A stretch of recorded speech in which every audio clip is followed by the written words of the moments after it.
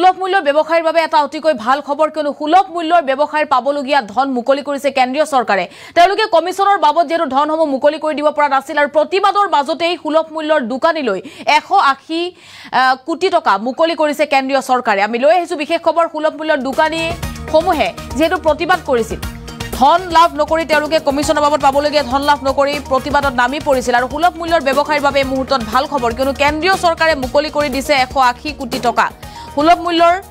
ব্যৱসায়লৈ 180 কোটি টকা মুকলি কৰিছে চৰকাৰে কমিছনৰ বাবদ পাবলগীয়া ধন মুকলি কৰি দিয়া হল সুলভ মূল্যৰ ব্যৱসায়ৰ বাবে লোকসভা নিৰ্বাচনৰ বাবে ধন মুকলাই দিব পৰা নাছিল চৰকাৰে আৰু ধন নাপাই আন্দোলনত নামি পৰিছিল সুলভ মূল্যৰ ব্যৱসায় নিৰ্বাচনী আচৰণ বিধিৰ বাবে চৰকাৰে সুলভ মূল্যৰ ব্যৱসায়িক ধন মুকলাই দিব পৰা নাছিল চাউল বিতৰণৰ নামত পাবলগীয়া ধন দিয়া হল দোকানীক আৰু প্ৰতিবাদৰ মাজতে সুলভ মূল্যৰ ব্যৱসায়লৈ ভাল খবৰ কিয়নো তেওঁলোকে পাবলগীয়া ধন যেটো লাভ কৰা নাছিল আৰু দীৰ্ঘ সময় তেওঁলোকে ধন লাভ নকৰি চৰকাৰৰ বিৰুদ্ধে প্ৰতিবাদ সাব্যস্ত কৰিছিল তেওঁলোকৰ পাবলগীয়া ধন দিবলৈ প্ৰতিবাদত নামি পৰিছিল সুলভ মূল্যৰ ব্যৱসায়ীসকল আৰু প্ৰতিবাদৰ মাজতে এটা ভাল খবৰ আহিল কিয়নো 180 কোটি টকা মুকলি কৰি দিলে কেন্দ্ৰীয় চৰকাৰে সুলভ মূল্যৰ ব্যৱসায়লৈ 180 কোটি টকা খন্তে সময় পূৰ্বে মুকলি কৰি দিয়া বুলি জনাইছে চৰকাৰৰ তৰফৰ পৰা কমিছনৰ বাবদ যি ধন পাবলগীয়া আছিল সুলভ মূল্যৰ ব্যৱসায়ে সেই ধন মুকলাই দিয়া হল এই মুহূৰ্তত আমাৰ হাতত মন্তব্য আছে মন্তব্য শুনক দোকানী যাতে আমাৰ সুলভ মূল্যৰ ব্যৱসায়ীসকলে বিভিন্ন প্ৰতিবাদী কাৰ্যসূচী অব্যাহত ৰাখিছে তেওঁলোকে প্ৰাপ্য নোপোৱাৰ অভিযোগত মই আজি অসমবাসী ৰাইজৰ লগতে প্ৰতিগৰাকী সুলভ মূল্যৰ ব্যৱসায়ীসকলক মই জনাবলৈ বিচাৰিছো যে যেহেতু ভাৰত চৰকাৰৰ আমি যে টকা পাও সেই টকা প্ৰায় 75% টকাৰে আমি তেওঁলোকক বিভিন্ন কমিছন বা ডিলাৰ মাৰ্জিন বা এডিশনাল মাৰ্জিন আদি আমি আদায় দিওঁ আৰু হেতুৰ বাবে তেওঁলোকে প্ৰায় 5 মাহ ধৰি পেলাই তেওঁলোকে এই পৰা বঞ্চিত হৈ আহিছিল আজি আমাৰ কাৰণে ভাল খবৰ যে ভাৰত চৰকাৰে আজি প্ৰায় 272 কোটি টকা মুকলি কৰি দিছে আৰু এই 272 কোটি টকাৰ ভিতৰত তেওঁলোকে ডিলাৰ মাৰ্জিনৰ বাবদত মুকলি কৰি দিছে 160 কোটি টকা আৰু এডিশনাল যি মাৰ্জিন এডিশনাল মাৰ্জিনৰ কাৰণে মুকলি কৰি দিছে প্ৰায় 15 কোটি 58 লাখ টকা গতিকে সৰ্বমুঠ যদি আমি চাও প্ৰায় 180 কোটি টকা ভাৰত চৰকাৰে মুকলি কৰি দিছে আৰু ইয়াৰ উপৰিও যিসকল ট্ৰেন্সপৰ্টাৰৰ বাবেও প্ৰায় 51 কোটি টকা মুকলি কৰি দিছে মই সেই সুলভ মূল্যৰ ব্যৱসায়ীসকলক আহ্বান জনাইছো যেহেতু টকাটো ভাৰত চৰকাৰে যেহেতু আমাক দিছে আৰু যেহেতু আমি 2-3 দিনৰ ভিতৰতে আমি জিলা আয়ুক্ত সমূহলৈ আমি পঠাম গতিকে তেওঁলোকে আন্দোলনটো পৰিহাৰ কৰাৰ কাৰণে মই বিনম্ৰতাৰে আহ্বান জনাইছো গতিকে আমাৰ অসম চৰকাৰৰ পৰা এই টকাটো মুকলি হোৱাৰ লগে লগে অৰ্থাৎ জিলাত পোৱাৰ লগে লগে 3-4 দিনৰ ভিতৰত যাতে তেওঁলোকে প্ৰতিগৰাকী সুলভ মূল্যৰ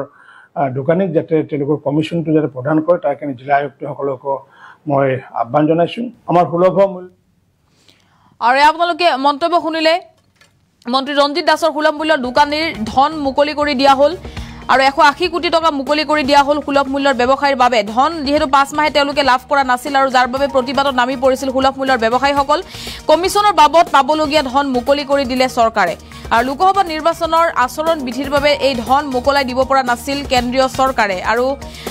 এবাৰ আজিৰ দিনটোত 180 কোটি টকা সুলভ মূল্যৰ দোকানীৰ বাবে মুকলি কৰি দিলে কমিছনৰ বাবদ পাবলগীয়া ধন সুলভ মূল্যৰ দোকানী লাভ কৰিব শীঘ্ৰেই চাউল বিতৰণৰ নামত যি ধন পাবলগীয়া আছিল সেই ধন যেহেতু দীৰ্ঘ সময় ধৰি তেওঁলোকে লাভ কৰা নাছিল আৰু যাৰ বাবে ধন দিবলৈ প্ৰতিবাদত নামি পৰিছিল সুলভ মূল্যৰ ব্যৱসায় আৰু প্ৰতিবাদৰ মাজতে সুলভ মূল্যৰ ব্যৱসায়লৈ ভাল খবৰ কেন্দ্ৰীয় চৰকাৰে মুকলি কৰি দিলে 180 কোটি টকা আৰু এই মুহূৰ্তত আমাৰ হাতত যি মন্তব্য আছে মন্তব্য পুনৰ শুনক ভাৰত চৰকাৰে মুকলি কৰি আমাৰ সুলভ মূল্যৰ ব্যৱসায়ীসকলে বিভিন্ন প্ৰতিবাদী কাৰ্যসূচী অব্যাহত ৰাখিছে তেওঁলোকে প্ৰাপ্য নোপোৱাৰ অভিযোগত মই আজি অসমবাসী ৰাইজৰ লগতে প্ৰতিগৰাকী সুলভ মূল্যৰ ব্যৱসায়ীসকলক মই জনাবলৈ বিচাৰিছো যে যেহেতু ভাৰত চৰকাৰৰ পৰা আমি যে টকা পাও সেই টকা প্ৰায় 75% টকাৰে আমি তেওঁলোকক বিভিন্ন কমিছন বা ডিলাৰ মাৰ্জিন বা এডিশনাল মাৰ্জিন আদি আমি আদায় দিওঁ আৰু হেতুৰ বাবে তেওঁলোকে প্ৰায় 5 মাহ ধৰি পেলাই তেওঁলোকে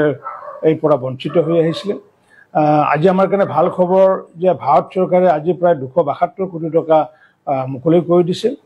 আৰু এই 272 কোটি টকাৰ ভিতৰত তেওঁলোকে ডিলাৰ মাৰ্জিনৰ বাবদত মুকলি কৰি দিছে 160 কোটি টকা আৰু এডিশনাল যি মাৰ্জিন এডিশনাল মাৰ্জিনৰ কাৰণে মুকলি কৰি দিছে প্ৰায় 15 কোটি 58 লাখ টকা গতিকে সৰ্বমুঠ যদি আমি চাওঁ প্ৰায় 180 কোটি টকা ভাৰত চৰকাৰে মুকলি কৰি দিছে আৰু ইয়াৰ উপৰিও যিসকল ট্ৰেন্সপৰ্টাৰৰ বাবেও প্ৰায় 51 কোটি টকা মুকলি কৰি দিছে মই সেই সুলভ মূল্যৰ ব্যৱসায়ীসকলক আহ্বান জনাইছোঁ যেহেতু টকাটো ভাৰত চৰকাৰে যেহেতু আমাক দিছে আৰু যেহেতু আমি 2-3 দিনৰ ভিতৰতে আমি জিলা আয়ুক্তসমূহলৈ আমি পঠাম গতিকে তেওঁলোকে আন্দোলনটো পৰিহাৰ কৰাৰ কাৰণে মই বিনম্ৰতাৰে আহ্বান জনাইছোঁ গতিকে আমাৰ অসম চৰকাৰৰ পৰা এই টকাটো মুকলি হোৱাৰ লগে লগে অৰ্থাৎ জিলাত পোৱাৰ লগে লগে 3-4 দিনৰ ভিতৰত যাতে তেওঁলোকে প্ৰতিগৰাকী সুলভ মূল্যৰ দোকানীক যাতে তেওঁলোকৰ কমিশ্যনটো যাতে প্ৰদান কৰে তাৰ কাৰণে জিলা আয়ুক্তসকলক মই আহ্বান জনাইছোঁ আমাৰ সুলভ